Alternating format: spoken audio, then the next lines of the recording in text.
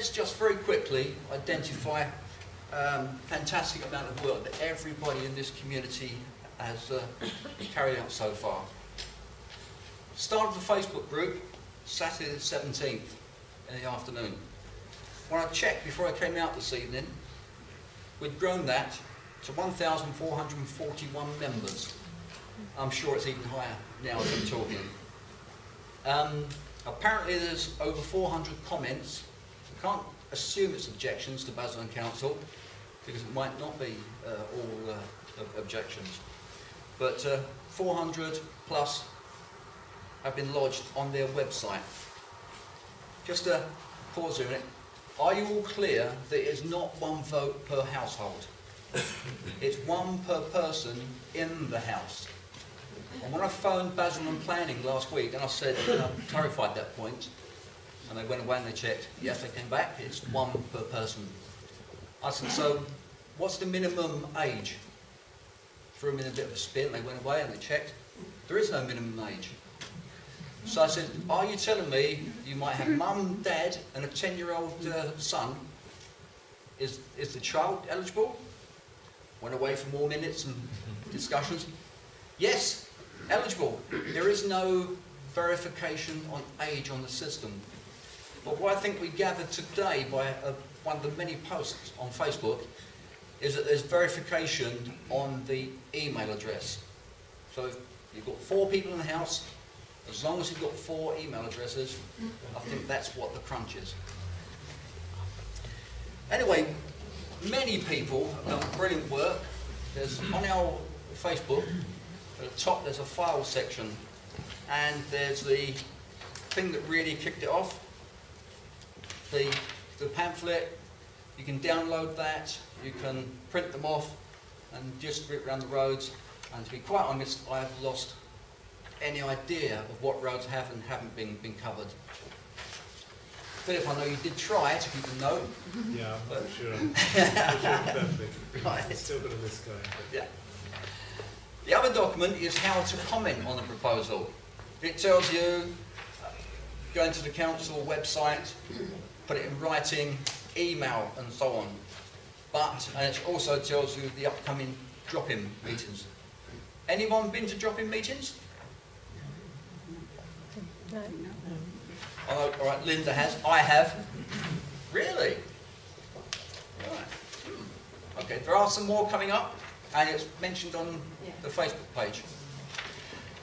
Wednesday, the 4th of February at Lanes West Community Centre, Hoover Drive, and the 9th of February, Christabella Wing St Francis Church, West Horndon. The other one that someone very kindly produced and put up on the Facebook page is a Dunton template document. It's a letter which you can download, and it lists that person's objections. Now it's not a fiddle, as long as you put your name and address, so it's come from, that's a template document, it'll be unique by putting your name and address there, just to help people who, I wasn't going to say don't have access to the internet, but if you haven't got access to the internet, you can't download the document. So you have to get a friend to download it for you. Okay, I'm losing my notes. Covered in paper, in this paperless world. Yeah, okay. With loads of good stuff been done by the community. Some great photographs saying what a wonderful community we have. We've had a photo shoot. Yellow Advertiser? Yellow Advertiser. Yellow Advertiser did a photo shoot with some of us in the local park. We've engaged with Basildon County Council planning officers. I actually made a very good contact Friday afternoon, and I've got the name and I will retain that one. We've engaged with Essex Wildlife Trust. They've just got wind of what's going on, and they're carrying out an analysis of the impacted wildlife. Apparently a lot of them are protected, I see on the Facebook page. We've started to reach out to other action groups. I think this needs to have a great coordination with this. We don't want to fight the same battle in isolation. As I've said before, we have booked 2 public meetings, and we're looking to hold more, possibly Freer Manor, go a little bit. At the moment, we're very Langton Hill centric, and it's wrong. it's a much wider view of the community that is impacted. That's a criticism that's been mentioned in the past, and it's been taken on board. Trying to get into Maryland's, I'm waiting for a response back there. If anyone can suggest any other venues that don't charge too much money, then I'll approach them, put it up on the Facebook page. At the top it's got a list of upcoming meetings, but there's only tomorrow night's booked so far. I've been stunned, I have to say that, it takes a lot to stun me, but I've been stunned at the amount of effort has gone into this. As I said, I've been involved in action groups before, but the way this has been taken up is amazing. People at their own costs have been producing these leaflets by the thousand. They've been going out in their own time and distributing, spreading the word, and it's, you know, it is fantastic.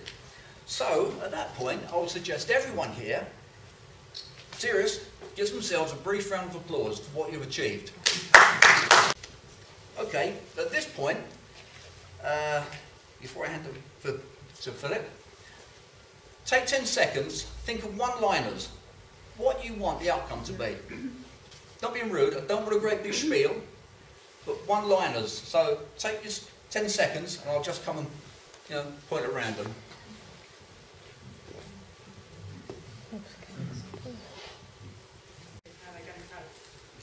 Okay.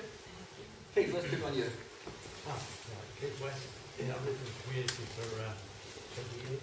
I have two boys who went to this school, so locally at Brentwood. I would like to see this little bubble protected.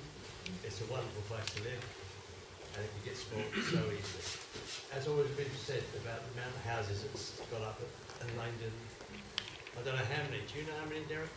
I don't. I think that Philip has got that stats in his presentation. Yeah, but houses in Langdon Hills? No, the amount of houses just going up, the new ones on the no. Yeah, I don't know that. No. That's an interesting question. Because that is a big area in itself. Do we need another one? Okay. And? You did it. Anne Smith, been here 25 years, 4 children down from school. I can't imagine walking through the woods and having that beautiful view of the woodlands to the London sky, sea, and having that just totally filled with houses. It's just inconceivable, and I don't think it's viable with the roads and the infrastructure. Okay. Last lady in a blue check scarf, please. Hi, my name's Amanda Wilson. I've lived here over 30 years. I would like to protect the outlook we have. We walk our dogs here constantly, and you know, to destroy the outlook, as the lady previously was saying, would be devastating. And the safety we have as well. I mean, you know, you can walk around here, there are no issues, and I just feel that would be lost. Okay. Excellent. Thank you. Is there anyone, so we've got an eye on the clock, we don't think we're going to be embarrassed by running over. Anybody else who was really keen to put a point of view that perhaps hasn't been raised? Whoa, loads. Okay. Right, lady here, please. I moved here 8 years ago from Romford because I like the area. I love it as it is now. I'd like to know why Basildon seems to be taking on responsibility for the whole. What Brentwood are going to be doing towards it? Great point. Right. Anyone else? Hands up. Yes. Everyone's mentioned the possibility of flooding. They build on all the green areas. It's happening everywhere. They've seen it. We've all seen it on TV. You build on the green belt, you lose your floodplains, and everyone's flooded. What? We're all going to be flooded every year? Yep. I didn't catch your name, sorry. I'm sorry, Barbara Robinson. Okay, thank you. One or two other hands? Yes, sir. Derek Tansley. I moved here 11 years ago from the East End of London because I needed a change. The East End was not a nice place to live. Best move I ever did. And since then, right, all of my extended family has moved down to this area and all said the same. And it would be absolutely ridiculous to turn Basildon into like another East End of London. Excellent. Last couple. Any more? Lady over there.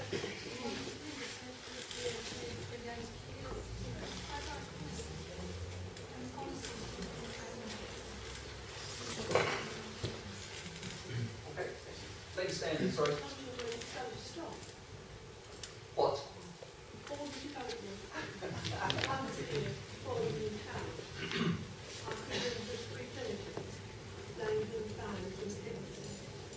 And we were told, or my father was told, amongst the local residents, no local residents could have any new town house. It was all for England. And it was also to be built for a population of 90,000 people. There was going to be provision for second generation. Okay, the new town house. It was Dunton. And there was always the slogan, Basildon was built on tin. And since Basildon was built, it hasn't stopped. It's got bigger and bigger and bigger. When is it going to stop? And so I can give you a parallel situation to that. I used to, before I took early retirement, I always put the early bit in, so I'm showing my age. But, I used to commute every day up to Milton Keynes. My car was always reliable because Ken used to maintain them for me. But Milton Keynes, people who lived there years ago, they used to talk about the villages. But when I used to drive around Milton Keynes, the land of a billion roundabouts, it is just one concrete jungle and all the villages have disappeared into it. So, yeah, absolutely true. Yes, ma'am. My concern is how the infrastructure is located. The hospitals aren't close as it is. We've got all the schools are going to struggle. And then the train journeys, as well, the trains are getting busy in London at 7:20, and that's getting busy. We're just adding more people into the area. We're just not going to cope with the infrastructure that we have. Just right, they're actually going to take away the starter trains. Yes, So there'll be less Yes. It was on the news, I think it was last week, that London is being expanded that way. Obviously, we're going to be going that way. Where's it going to meet? It's going to stop in the will, yeah. So there's a programme tonight, Inside Out, and it's discussing that with London spreading out into Essex. We will just be another borough if they want. Right, take a little pause there, unless anyone desperate to come in. Just to say to Mike, Mike, good input to you? Yeah, very Okay. good, thank you. Right? So, it's Kerry, Stephen, yeah? I have a lot of experience with dealing with politicians from years ago of schools and such like. I was very naive, I trusted everybody. I'll pause there for effect. I'm a little older, a little wiser, and more sceptical. I don't want to hear any promises from anyone to our community, because guess what? When we come knocking on your door, we will say, you said, just bear that in mind, gentlemen and ma'am. Okay? We have got long memories. Right, it's good that we got that feedback. As I say, it is all valuable information to give to our politicians at the various levels. As Brian said, he's representing Stephen Metcalfe here this evening. You know what, that is amazing. Doesn't work, not really. All that you've said, I think you will be covered in Philip's presentation. He isn't, well, I won't steal his thunder. I'll hand over to him. Okay, thanks, David. What I've done is I've been obviously looking through the Facebook group, and people have been making all these comments. There have been lots of contributions. And I thought it was a good idea just to collect these all together and summarise. So I've identified 11 different areas of objections that people have come up with, and I've summarised those very quickly, and I've put it in a video with some slides, and it lasts about 8 minutes. So Basildon and Brentwood councils have entered into a joint consultation to build from 4,000 to 6,000 new houses on Greenbelt land at Dunton. They've dubbed the plan Dunton Garden Suburb. They say it will have generous open spaces and be a place where people will want to live, work and relax. It sounds great, but what is the reality? Let's start by looking at the housing density. The councils have been a bit cagey about the size of the area that they want to build on, but I've drawn a square mile here over the plan to give some idea. From this we can estimate that the population density is going to be about twice what we're used to in Leindon and Langdon Hills. So there's no way that this is going to be the spacious suburb they want us to believe. The next point on many people's objections is the increased road traffic. Scenes like this will be familiar to anyone who has to use the A127 and its feeder roads in the early morning. The extra population will inevitably make matters much worse, as will all the other planned developments in the area. Even if they widen roads, there will be bottlenecks. How will they keep the traffic flowing? One of the few details we have for what the suburb is likely to include is a new train station. This sounds like a good thing, but it may not be. It will bring even more traffic into the area as London commuters head for the station car park. Roads will need yellow lines everywhere, but the biggest concern for us is the threat it poses to existing stations at Leindon and West Horndon. They may need to be closed to justify and finance a new station at Dunton. Schools have always been a hot topic in the West Basildon area. The new families of Dunton Garden suburb will easily fill 2 to 3 primary schools and a large secondary school. All schools in the area are oversubscribed except James Hornsby, which has the capacity to take another 350 students. By the time they start building DGS in 2022, James Hornsby should be filled from other housing developments in the area. It will become oversubscribed, but it will be 2 miles from the centre of the Dunton suburb, so nobody will be able to get in from there. Already there are enough children to fill a large secondary school here. They take the bus to schools outside Basildon, so with DGS we really need 2 new secondary schools in the area, and if they're not included in the plans, there will be no space left to build them. It's the same story with health services. At local surgeries we already have waiting times for appointments measured in weeks. At Basildon Hospital even the car park is full. How will it cope with at least 10% more patients, and where will they find the doctors and nurses that are already in short supply? One of the most worrying features of the plan for local residents is the inclusion of traveller pitches in the new suburb. The eviction costs for Dale Farm and Hove Fields have created a lot of bad feeling around here. A study for the council now says that we should provide 240 new pitches by 2032 in Basildon alone. Now Brentwood want to add their needs and solve them by building a traveller camp straddling the border within Dunton Garden City. Just how big do they want it to be? Many residents here will object strongly to any traveller presence at all. Let's move on to something more fundamental, the loss of greenbelt land. England is now the most densely populated country in Europe.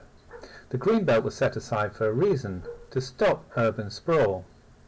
Now, the councils have provided some rather dull-looking pictures of fields at Dunton, so I've taken the liberty of making some improvements to their brochure. We should not have to lose these beautiful spaces. Other councils are not doing this, and we don't think it is necessary to destroy greenbelt land anywhere. The council admit that the plans will have an impact on local wildlife. These meadows, ponds and trees are home to rare species such as the great crested newt and spotted woodpecker. Their habitats are protected by legislation. It is not good enough for councils to keep taking it away with the excuse each time that it's fine because there is still a little left. Another big environmental issue is flooding. This map shows areas that are prone to inundations, with the site of the suburb shown as the circle. They can't build on the western part of the site due to the flood risk, so that will remain as a green corridor. But the area they will build on is also waterlogged. Of course they will use surface drains, so the suburb itself won't flood much. But instead of soaking into fields, the water will quickly run off to the lower basin. Sorry West Horndon, you can expect a lot more of this. A less obvious problem is the district boundary between Brentwood and Basildon that runs through the centre of the site. It will mean that the residents to either side will have different services run by different councils. Furthermore, the Brentwood side will be paying Brentwood council taxes, but will rely on many amenities nearby in Basildon. Finally, the most heartbreaking aspect of the development is the impact it will have directly on the present residents of Dunton. Many face years of uncertainty followed by compulsory purchases of the land they live on. The residents of the Dunton caravan park have been given no idea of where they stand. It would be ironic indeed if they were kicked out to make way for traveller pitches. So, what of the upside? Councillors have pointed to new jobs, but mostly these will be temporary construction jobs. After that, we can expect more extra people than extra jobs. Of course, we need affordable homes for local people, but there are already many places where they are being built. These new houses are more likely to attract people from other areas where the councils are not sacrificing their green belt. And yes, we are told that it will help rebuild the Langdon shopping centre. But in fact there is already a new developer for that, and Dunton Garden Suburb will not start being built until 2022. How can it be relevant? So why are they really doing this? And why have they tried to put such an unjustified positive spin on it? For such a major development, why have they not at least sent letters to us so that the people know that this is happening? Just a question, can everybody at the back read that? Yeah? No? Okay, I'll for those that can't, not that I like hearing my own voice, I'll read it out. The consultation will demonstrate that we have been looking at the running source of Brentwood and will be clearing up that inappropriate usage of Greenbelt in the 21st century, and also we will be protecting all of the other parishes from unwanted, forced-on development, and that's got to be important. That's the message that has to go out. No one is going to be forcing any unwarranted and unwanted development in their areas, so I hope everyone engages in this consultation and it comes back with some positive vibes. Quoted, Brentwood Councillor Barry Aspinall. I think everybody knows that this is a dumping exercise by Brentwood, loading into Basildon, who are unfortunately willing to accept that, it would appear. But we may hear others. Right, someone just put a hand up? Yes. I was just going to ask if you would explain that in layman's terms as how you see, because I was struggling to understand that. Right, basically the leader of Brentwood's, I've been told that he's the leader, Barry Aspinall. This is a joint study by Brentwood and Basildon, but the location of it is south of the A127. It has no effect on Brentwood. It's got positives because it clears their social responsibilities. It's no impact. That councillor is protecting his seat. He's protecting his constituents. He's protecting probably his property prices, his school places in his community. I could go on, you know what I'm saying? Yeah. Yeah, absolutely. Sorry, I shouldn't have forgot that one. How far is this brought the pilgrim action away from Dunton and Marsh? What, sorry? How far do you think Barry Aspinall's was of pilgrim's hedges away from Dunton? Far enough for it not to be a problem. Yeah, good point, Kerry. I'm sure, you're sure, we all know there are spaces north of the A127 which could be used. But typically, and I will come on to this about this a bit later on, it's south of the A127 that gets dumped on. I'd like to say I don't think we should. I don't think we need to build on greenbelt land anywhere here. So there's been lots of greenbelt land threatened, and Brentwood is saying, oh, we have to do it somewhere, so let's move it over to Basildon. I don't think we should be saying, no, we should do it in Brentwood. I'm not convinced from the arguments I've heard, and I know the Billericay Action Group have done a lot of research into this. They've been at it a lot longer than we have. and they've concluded that it's really not necessary to build on the greenbelt land at all. So I think that should be our position, rather than more on our own ground. Let's not have it on our ground. Did you also know, I believe you'll find, it might be a couple of decades ago even, if I'm correct, Thurrock tried to build a brand new town on the 128 and increase the size of Bolton, and both were objected to, and both didn't take place. Okay, thank you. Gentleman over there. They built the spillways on the high road at Langdon. I don't know how many houses that is. There's a massive problem there already, trying to get onto the main road. We've got friends that live there. They've built a couple of developments in the heart of Basildon. And can you tell me how Dry Street's gone? Are they going to develop Dry Street? I'll bring in Danny Lovey. I know he's been very active in the Dry Street proposal. Thank you, Derek. I'm saying that, thank you, yeah. Right, so those of you that don't know me, my name is Danny Lovey. I've been active in local politics since I was about 21, and I'm only 41 now. What I would like to say is to sort of bring you, as it were, up to date with things, because you know, I've been involved in Dry Street, and Dry Street is another matter, and I've been involved in the Dry Street campaign since the late 1990s, which probably, hopefully, tells you that I know a little bit about fighting the sort of campaign that we're talking about here. One of the things that needs to be understood is that actually there's not one campaign here, there's two. And the reason why there's two is because without one, there wouldn't be the other. And I'll explain that. Back in this time last year, Basildon Council launched its core strategy policy for development in the area. Now, amongst those plans was an item called PADC 5. PADC 5 was the western development of Basildon.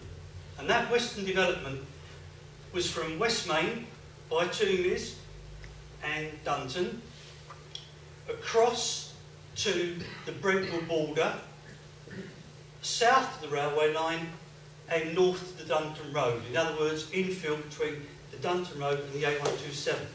And the proposal by Basildon Council was for 2,300 houses.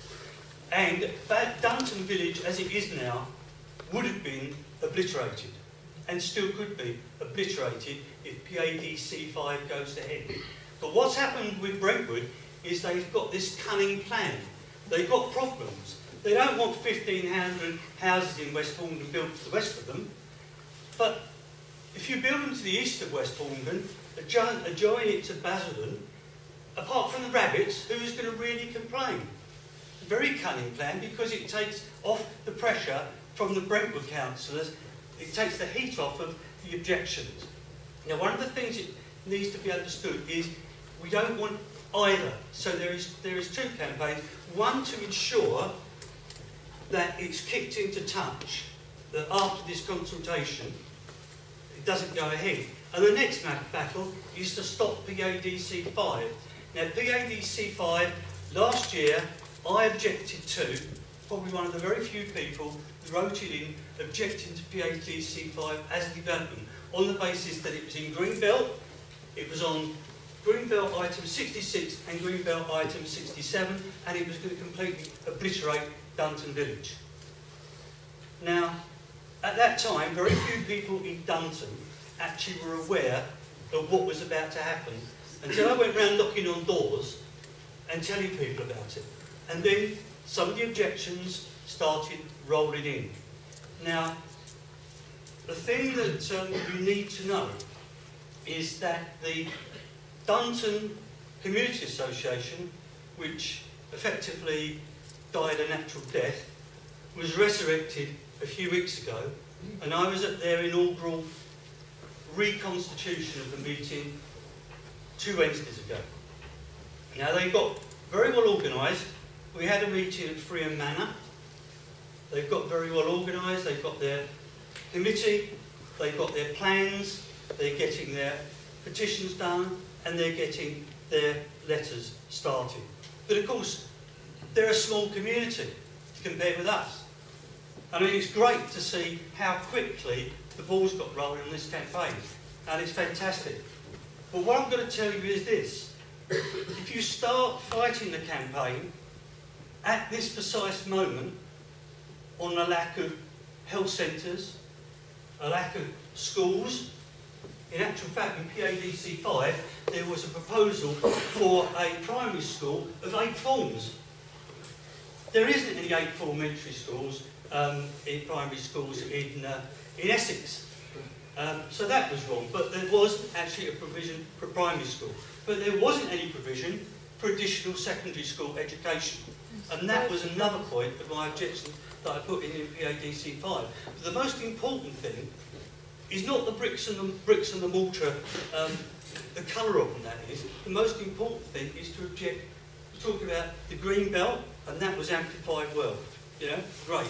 The green belt, the wildlife, the main roads, all those sort of infrastructure problems. The fact is, if you just object on the grounds of, oh, there won't be a health centre, or there won't be this, or there won't be that, then that isn't a valid planning objection, because that's going to be in the detail. Someone was talking about the hospitals. Going back to the hospital, November before last, I had a written question in to Basildon Hospital, because at this particular time, I was concentrating on the campaign in Dry Street. And I asked, at a board meeting, the question.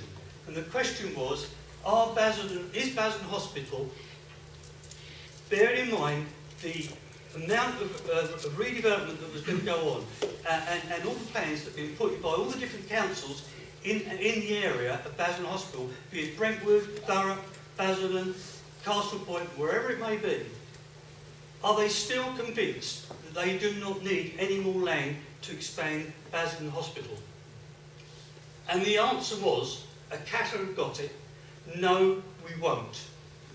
And I said to the chairman at the time, who now happens to be a prospective parliamentary candidate, I hope you're right about that, Mr. Chairman, because this answer is minuted, and it may well be in the future that you're going to live to regret the fact that you've done that. Bearing in mind all you know about the expansion of the population and the needs and pressures on our hospital. Now, I've gone on quite a long time. What I could tell you is that I know exactly the number of houses that Basildon Council were preparing on PADC 5. I can tell you what farmers are prepared to sell their land, and I can tell you what the provisional number of houses on for each of those plots of land. So there is a lot of detail. I've got a lot of detail, but I couldn't possibly go into all the detail right now because I'll bore you, Richard, for another 10 minutes. Right, thank you, Dan. Thank you. Right, Mike, I'll ask you up. You can introduce yourself. Yeah, thank you. And time is being very friendly to us this evening. Yeah, likewise. Right, thank you very much. Yeah, my name's Mike Surf. I'm the Labour Parliamentary candidate for South Basildon and East Surrey. Issues like this are not party political matters. You need your elected representatives to be supporting you through this process, and it doesn't matter what party they come from. If they're speaking up for you, then they're doing a good job. I've come in to listen to your concerns, so I won't go on for long, but I just want to let you know that your concerns are my concerns, and when I was listening to people earlier, it really did cover the points that I was going to mention, the infrastructure, and I think the lady at the back somewhere mentioned about the starter trains at Langdon Station, just issues like that that really do affect people's travel into London. I've spoke to a lot of people about travelling to London, people that pay for season tickets £4,000 a year, and they can't get a seat on the train, so I can't see that this development is going to do anything to make that easier for people. I've been a little bit involved in the Dry Street application as well, supporting as much as I can really, as I've been a candidate for the last couple of years, supporting with the Green Action Group to raise funds for their objections and all their legal costs. So I've been around for a little while and been very supportive of the group objecting to that application, and hopefully if I'm elected as your MP I can do the same here. I think the consultation, I spoke to Byron, who's the leader of the Labour group on Basildon Council about this before I came, and I know that he's met with some of you already and said that the consultation that was, or the start of the consultation that was announced just before Christmas and gave, I think there was a meeting, was there on the 7th of Jan? There was just not a lot of time for people to get everything together, and it's amazing to see how well prepared everyone is and the work that's been done already, because I think when the consultation ends you are sort of ready to go with all the major points of objection. MPs are supposed to support their constituents, and if I'm elected that is what I intend to do. So thank you for the opportunity to meet you tonight, and I'll hang around at the end, so if anyone wants to chat further, I'll be happy to talk to you. Thank you. Politicians who have something to say. Kerry, all right, come down.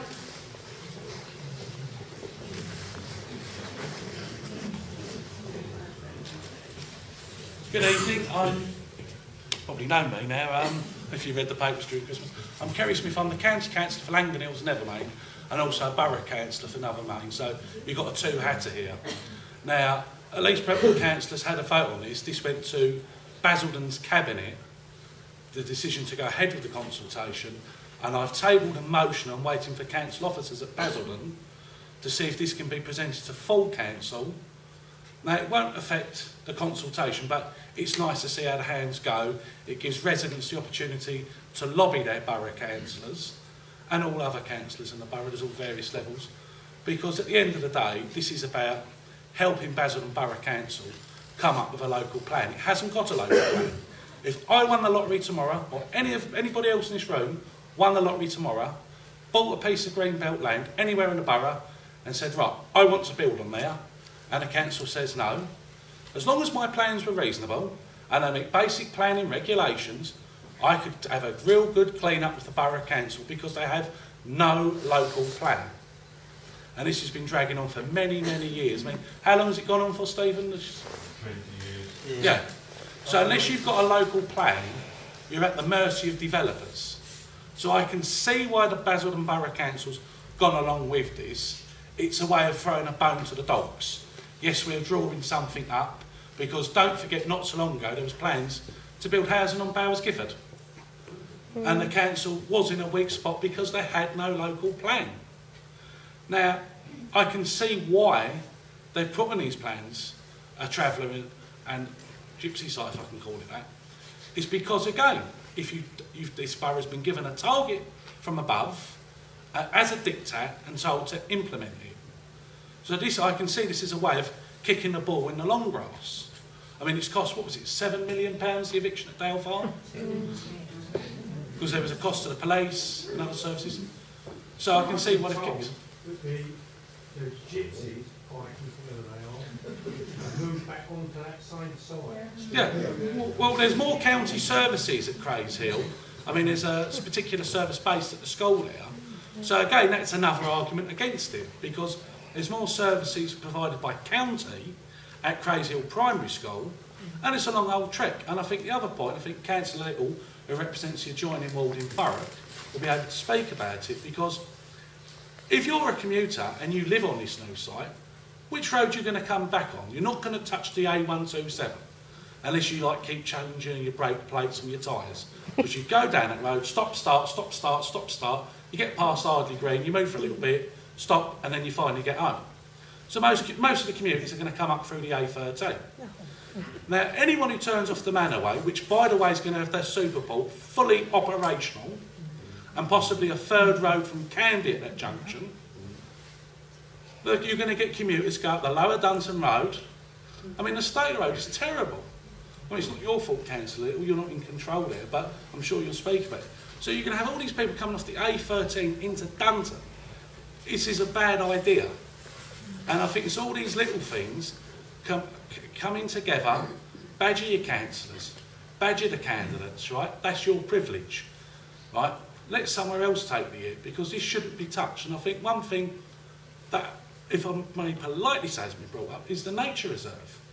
I was gifted to take a tour of that, and I advise anybody here, last autumn, to go around there, the site of the old Plotlands. You know, the Newtown Commission destroyed it all, flattened it. And the volunteers, they've got some really excellent things underhand to redevelop the area. It's really wonderful. And then you come to the top of the hill, you see the big solar panels. We've not kicked off about the solar panels in Dunton, have we? No, they didn't actually ask about them. They just went ahead and did those. No residents were asked about it, nothing at all. The nature reserve didn't know about it either. That's right, but we didn't come out and be unfair and unreasonable because we know it's 20, 25 years they're gone. Solar panels are put in Billericay. Whoa! Wasn't it, Linda? They was all up in arms. They put a motion, someone put down, a Billericay councillor put down a motion at full council. Oh no, we must get rid of these solar panels that were approved. We're reasonable. We are reasonable here. And we're just ill-informed.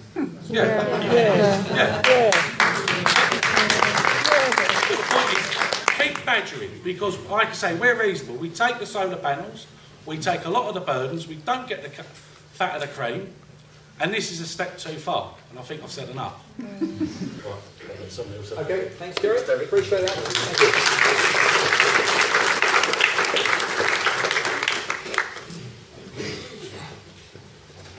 Good evening. We're being very politically fair tonight.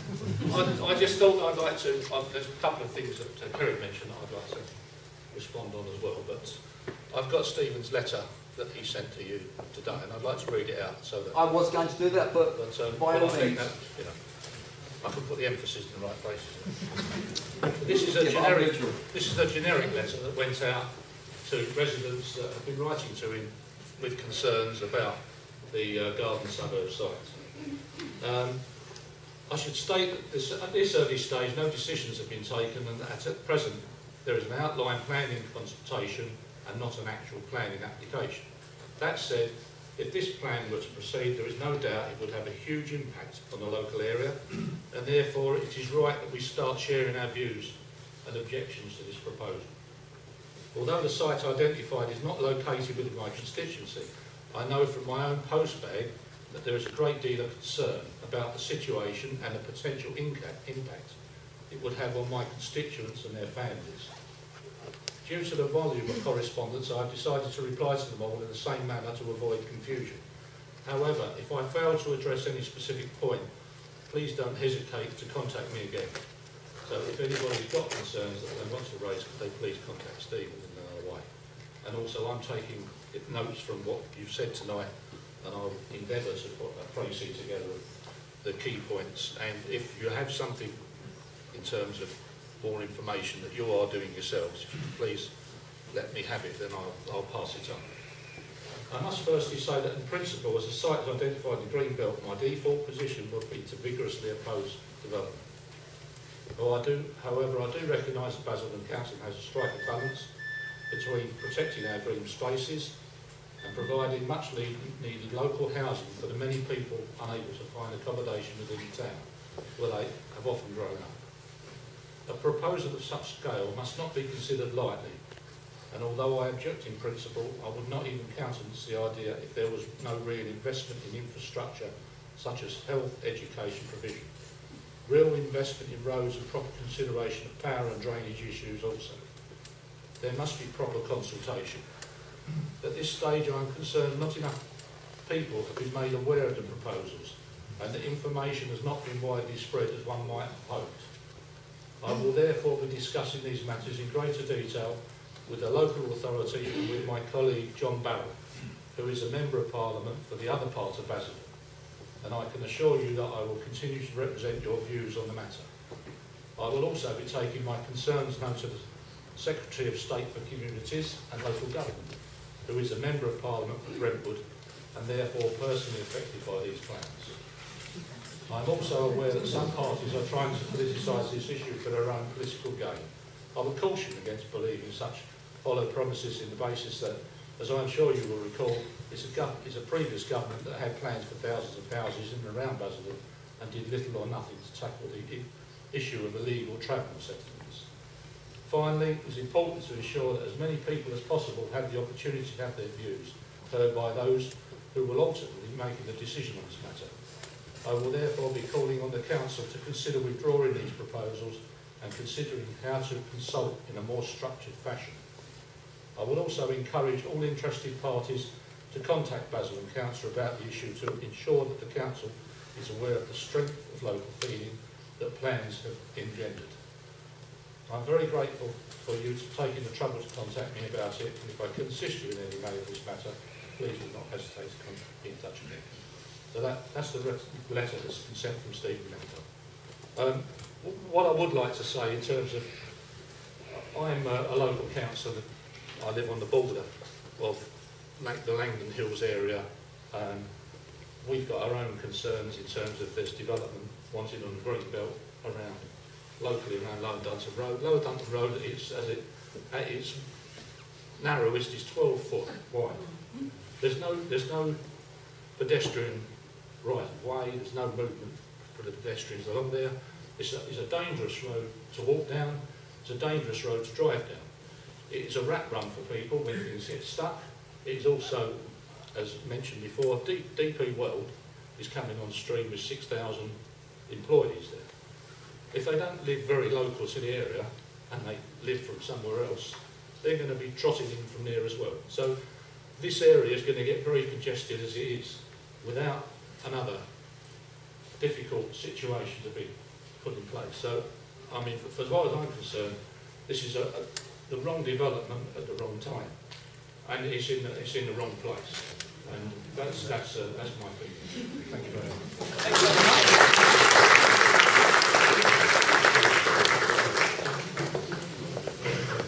much. Okay, I'll introduce you. There's a lot of good will and thoughts that have come out of here, but I just want to try and impress upon you. To say in a letter, I don't like this because I like the outlook, does not carry as much weight as saying, in order to achieve this, you have got to destroy 300 oak trees, you've got to remove so much floodland, you've got to do this, that and the other, you know, move the crested newts and so on. Let's just be realistic. There's talk of a railway station. Who's going to pay for that? Network Rail. I suspect they haven't got the money to do it. So if you say, if this goes ahead, we have got to have a railway station with 300 car parking spaces or whatever, that puts the cost up of that development, it makes a difference. There's no good saying we won't get doctor surgeries. Turn around and say we need 4 or 5 doctor surgeries in order to cope with the capacity that's the shortfall now, but this is going to generate. Put in there that we're going to have the schools. Who's going to pay for those schools? You know, we need X number for whatever. I mean, I think there's probably flies in the support of your campaign years ago of this many houses in this part of the world. A secondary school is probably a requirement. We proved it then, but we didn't Debbie, I know. I don't want to go and revisit. I don't want to go and revisit that. But it is a case of saying a secondary school will be required, and it is going to have to house 800,000 pupils, and it's going to be costing this much and that much. The roads won't cope with it, so how much has got to be invested in the roads? Water services, electricity, sewage, all of those things are going to have to be provided. And I have a sneaking suspicion that in terms of Anglian water sewage treatment, they will probably want a treatment plant over there, because I don't think they can afford to pump it right across Basildon, across to Pitsea. So I think there's those sorts of things which I think when you put in your objections, couch it in those terms. Try and put your objections in a way that planners understand. Right? So don't just say, I don't like the look of it. Say what has got to be done to make it viable, if that is viable. Derek, you did say you've got a letter and you've shown that at a template. Can I just appeal to everybody? Because quite often I see these. If you see the same letter with different signatures on, you tend to treat it as one letter. If you change that letter in some way, take a paragraph out or expand another paragraph so that it is not the same letter, that tends to carry more weight. So, you know, I think I want to try to go to some practical things here in how to get things. And if you don't know how to couch your objections in terms, I'm sure Derek can help you, Danny can help you, there's others around here who can help you phrase those in a way that carries weight with the planning officers. My gut feeling is that there's so much infrastructure cost here, it probably will never happen, but we've got to make sure that that's the case in the way we object to it. Is it worthwhile sticking in statistical cost or suggestions? Yes. Is there an information point, or whether it be on the website, of costs or potential? You'll be guesstimating, I suspect, but seen any. But I mean, I think the reality is, if you can have costs or get some sort of ideas of it, that's what you've got to try and get in. Got to get some meat on the bones of the objection. That's really all I have to say, Derek. Thank you, Stephen. I appreciate that. That's good. Starting a petition at the moment in time. I personally have not had a great deal of success with petitions.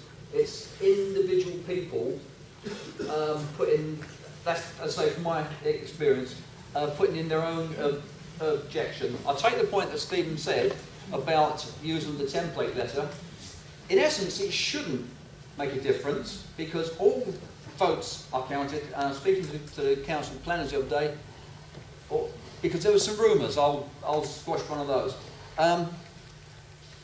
Someone said, oh, you need at least 800 objections before it's going to raise it, you know, any hope.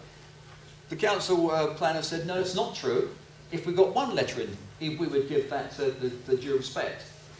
So the fact that, you know, a number of people might have put the same letter in, they should all be counted up if they're actually doing the game fair, and every one of those should take weight. But I do take the point, Stephen, about putting in valued arguments. Yeah, that is a good point. I've got no objections, you know, if anyone wants to start a petition, it's not on my agenda, to be perfectly honest. Okay?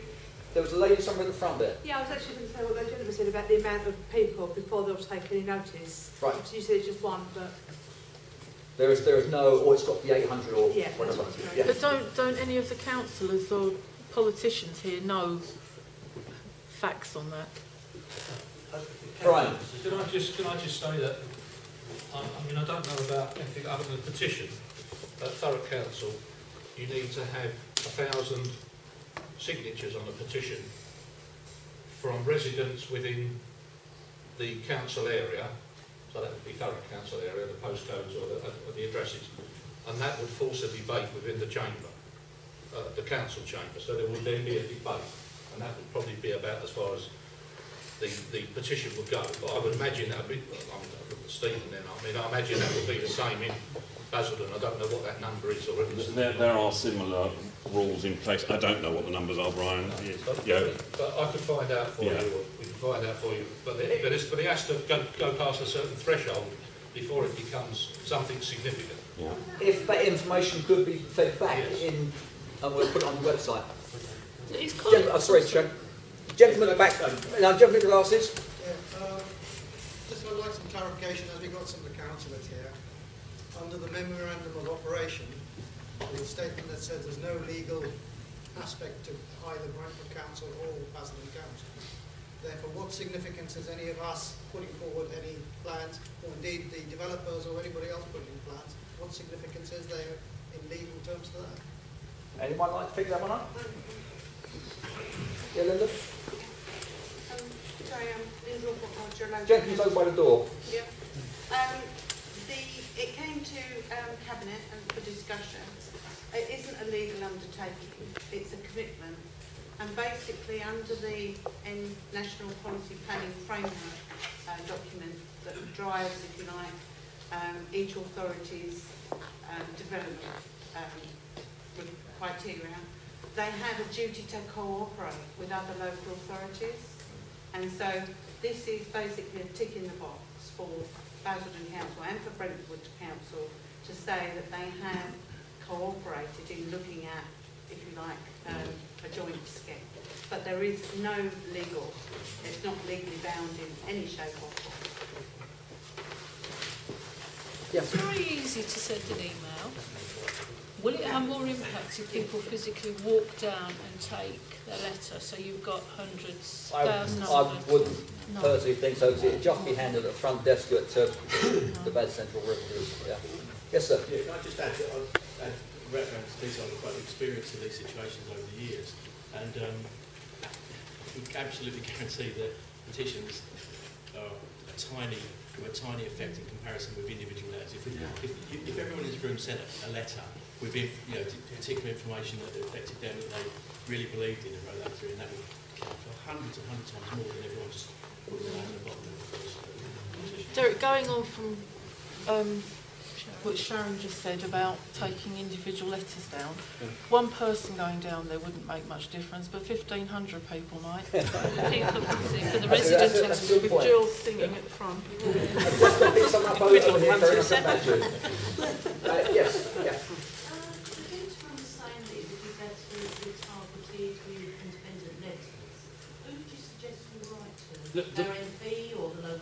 The planning officers, planning department. Yeah. Have you been on the Facebook site? I have been on Facebook. I have lodged a complaint with Okay. On the Facebook site, there, they've got loads. I don't go on Facebook. There's a question I was going to ask. What is it easy for someone who doesn't use Facebook? Right. Okay. Let's do that. As I said earlier this evening, there's a few that you're right. Good point, that. Yeah, I think it's very hard. I mean, we've only been at this 1 week, so we're obviously not very well organised. And I think it's a question for you. I mean, how could? Yeah. Right. I mean, that's one thing we've done. I mean, what else would you be able to get information from? I mean, what could we do? Putting a sign up in Tesco's. We all go to Tesco's on a weekly, daily basis. Put a sign up in Tesco's. I would ask them if I could get permission to do that. They have got a community board. They've got a community board there. Okay, I will. All right, hold me to that. Just say we've got to put it on there because we're all going to. Right. Okay. How do we know that every letter, I've got a couple of points here, will be read, analysed and acted upon? So we could send in as many letters as we want and emails, and they may get completely disregarded or lost. How do we know? Is there a way, a Freedom of Information Act from that, asking how many have you had, what has occurred from that, what have your responses been? As I'm an honest person, as I said at the front of this meeting, I have no idea. Surely somebody can answer that question. I will ask the question. Again, hold me to that. There was a report from the PADC5 and they did reference all of the individual items and people that were written in. Thank you. The problem with that is that a lot of people that made racist comments about traveller sites, etc., were completely discounted. So anybody that had that kind of comment in there were completely discounted. So be really careful what you do submit. Okay, all right. Derek, can I ask a point of clarification? Might be able to answer this. Presumably, objections can be sent either to Basildon or Brentwood Council? Yes. But I think you can only send it to the area that your post address. Okay, just clarifying. The one only goes to Basildon Council. Yeah. If you go by the Brentwood Council's website, it diverts to Basildon. Right, okay. Basildon seem to be only connected to the internet ones. More done. Sorry. Where is that coming from? No. Right, sorry. did I hear you when you say that Basildon and Brentwood objections? Going to Brentwood Council's website, there's a bit that says you can do your objection or whatever. If you click onto that, it actually diverts over to Basildon Council's website. You can write, you can write direct to Brentwood, you can't do your email, go to Basildon. Yeah, the other thing is, we live in Leyland. Our MP is the Brentwood MP. So how does that one? Is that John Barron? John Barron, yeah. He's Billericay. Yeah, Billericay. Yeah. The Brentwood member of Parliament is Eric Pickles, of course. Yes. He won't want any travellers where he lives. On the third, I don't think so. Try and say the gentleman back there about people who don't have access to the internet. No, just Facebook. The internet's okay. Yeah. Facebook. Okay. What I have got here, and you're quite right, Danny, if you can get onto the Basildon Council website and you drill down for the Dunton Garden Suburb, you will find it, the information there. But if anyone wants to come and take an address here, where you can write to, I'll have it on the... I'm specifically meant from the point of view of finding out what you as us... But we're doing. Oh, I see. There is actually spread the word. You've got the information tonight. Go and tell your neighbours. Use the grapevine.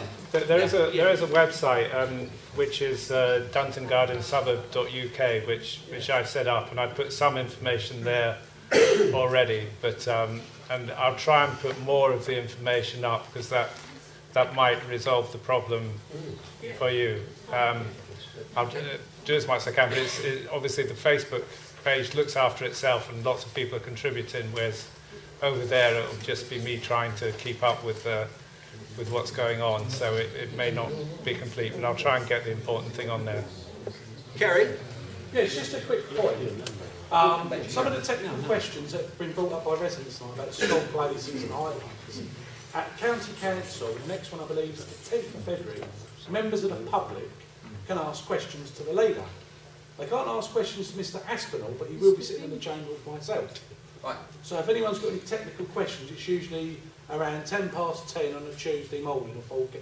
That's normally when full council's held. So if you've got any ideas for technical questions, as members of the public, you can ask that of the leader of the Essex County Council, and he may deputise it to one of his candidates. So any technical questions to do with schools, you can ask.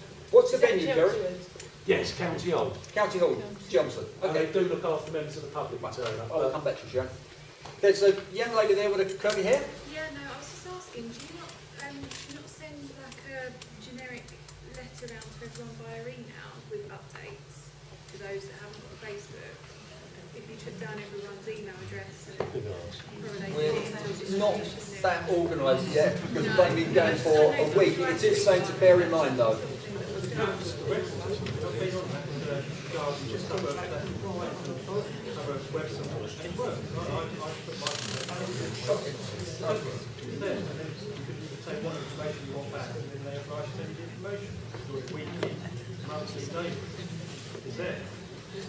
Gentleman right at the very back. Yeah, two things I want to ask. With regard to councils, like Brentwood and Basildon, have either of them put forward a high point for the environmental impact? And if they were, who would be doing that? Are they going to do it collaboratively? The answer to that is no, and I am coming on to that. Because that's a prerequisite. If they're going to go for planning, they're going to have that in place. Absolutely correct. Most definitely. Yep. The second point I wanted to raise was the fact that the station, you made mention about the little platform that land being taken out. As a disaster in 2006, there's already a campaign going to try and recover that issue back at the end of this year, which is when it's implemented. And the other part is that Network Rail certainly do not have anything on their radar for putting another station at Thurrock or Dunton. I know that because I work for Network Rail. Thanks for that. Yes, Cheryl. If anybody doesn't have access to a computer or the internet, you can use the ones in the library free. That's true. There are computers in the library if you don't have any at home. Yeah, good point.